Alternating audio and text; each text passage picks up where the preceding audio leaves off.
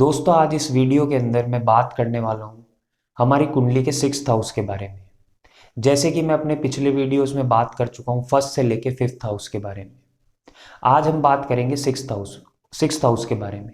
जैसे कि मैं पहले भी कुछ एस्ट्रोलॉजी के बारे में बात कर चुका हूँ, आज भी कुछ इसके बारे में बोलना चाहूँगा।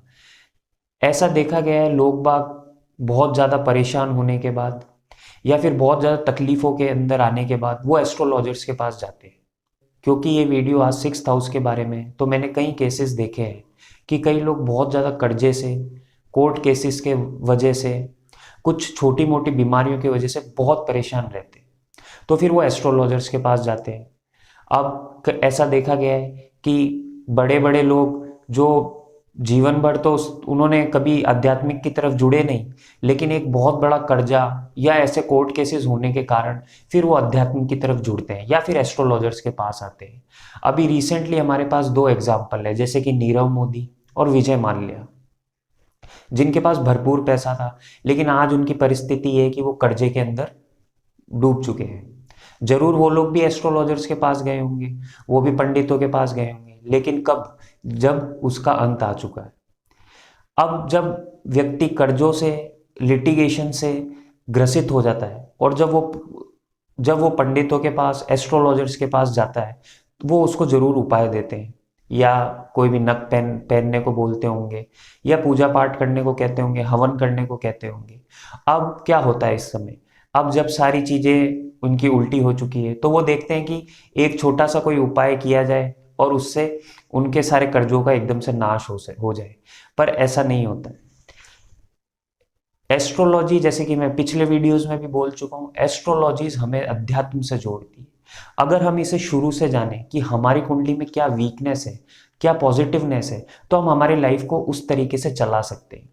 अगर हमारी कुंडली के अंदर किसी चीज का दुख लिखा हुआ है, तो हम अगर उसको जान सकें और उसके लिए प्रिकॉशंस ले सकें, तो वही एक एस्ट्रोलॉजी या एस्ट्रोलॉजर द्वारा बताई जाने वाली चीज है और उसी को हमको फॉलो करना चाहिए। क्योंकि अब इस वीडियो में 6th हाउस के बारे में बात कर रहा हूं, तो 6th हाउस हमें क्या बताता है?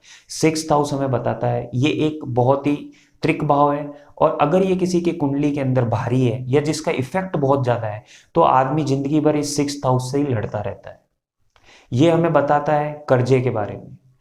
आदमी के ऊपर कर्जा आ जाता है क्योंकि आजकल बहुत सारी लोगों की इच्छाएं बढ़ती जाती है, तो वो देखता है कि मैं कोई बिजनेस खोलने के लिए या कुछ लोगों को दिखाने के लिए वो कर्जा करता रहता है। उसके लिए वो इतना ब्याज बढ़ता है और फिर वो उसके अंदर इतना ज्यादा लिप्त हो जाता है कि उसको वहां से निकलना बहुत मुश्किल हो जाता है। फिर वो उस समय सोचता है कि काश मुझको 2 वक्त की रोटी मिल जाए तो वही बहुत है। तो ये हमें बताता है कर्जे के बारे में। फिर दूसरा, लीगल हमें बताता है ये कोर्ट केसेस। अब ये कोर्ट केसेस हो सकते हैं आपके द्वारा हुए हो या आपके फैमिली के द्वारा हुए हो। कई लोग ऐसे देखे गए हैं कि जिंदगी भर अपनी लाइफ कोर्ट के अंदर निकाल देते हैं, चाहे वो प्रॉपर्टी को लेके हो, अपने एंसेस्टर, अपने पूर्वजों की प्रॉपर्टी को लेके हो, या फिर खुद के द्वारा किए गए ऐसे कर्म जिसके वजह से उनको कोर्ट जाना पड़ता हो। और कई लोग ऐसे भी हैं जिनको छोटी मोटी हर बीमारियां हर समय परेशान करती रहती है, छोटे एक्सीडेंट्स। ये सब 6th हाउस हमें बताता है। इसके अलावा इस 6th हाउस के बारे में बात करें, अगर ये स्ट्रांग है तो ये हमको बहुत अच्छा फाइनेंसर भी बना देता है। ये हमको हमारे सर्विस के बारे में बताता है, सर्विस यानी जॉब के बारे में। अगर किसी का 6th हाउस बहुत अच्छा प्लेस्ड है तो ये जॉब के अंदर व्यक्ति बहुत अच्छा करता है। यह अगर हम बिजनेस में, ये हमारे सर्वेंट्स के बारे में बताता है, जो हमारे नीचे काम करते हैं उसके बारे में बताता है। अगर हम इसकी बॉडी पार्ट्स की बात करें तो हमारे लोअर इंटेस्टाइन को, हमारे डाइजेशन को दर्शाता है। ये कुछ मेन पॉइंट्स है जो 6th हाउस द्वारा पता लगते हैं। और भी अगर हम किसी के रिलेशनशिप टूटने के बारे में या फिर तलाक के बारे में अगर देखना चाहें, तो ये हमें 6th हाउस बताता है।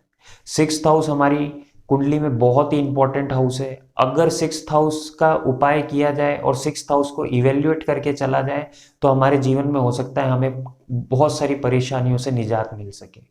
तो दोस्तों, ये था मेरा एक बेसिक पॉइंट 6th हाउस के बारे में, कुछ मुख्य अंश। हालांकि 6th हाउस हमें, अगर हम इसमें डीप जाएं तो बहुत सारी चीजें बताता है।